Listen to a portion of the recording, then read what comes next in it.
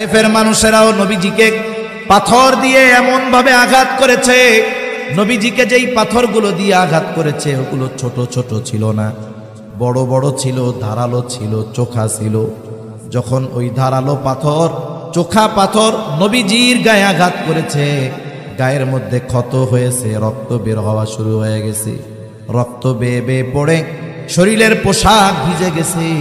এবার গা বেয়ে বেয়ে, পা বেয়ে বেয়ে রক্ত জুতার মধ্যে ঢুকে ওই রক্ত শুকায়া জুতা নবীজির পায়ের সাথে আটকে গেছে। সারাদিন নবীজি দাওয়াত দিয়েছেন, এই ক্লান্ত দেহ নিয়ে, রক্তাক্ত দেহ নিয়ে নবীজি পড়ন্ত বিকালে আঙ্গুর বাগানের পাশে একটু বিশ্রাম নিচ্ছে। জিবরাইল আলাইহিস সালাতু ওয়াস সালাম হাজির, এসে বলে, ইয়া রাসূলুল্লাহ, এই কওম আপনার সাথে কেমন আচরণ করেছে আপনার মালিক সব জানে। আমার সাথে নতুন একজন ফেরেশতা এসেছে যে ইতিপূর্বে কখনো আসে নাই। নবীজি বলেন, ওই ফেরেশতা আমার কাছে আসলো, আমাকে সালাম দেওয়ার পরে বলে, ইয়া রাসূলুল্লাহ, এই কওম আপনার সাথে কেমন আচরণ করেছে আপনার মালিক সব জানেন, সব দেখেছেন। তিনি আমাকে আপনার আদেশ পালন করার জন্য পাঠিয়েছে।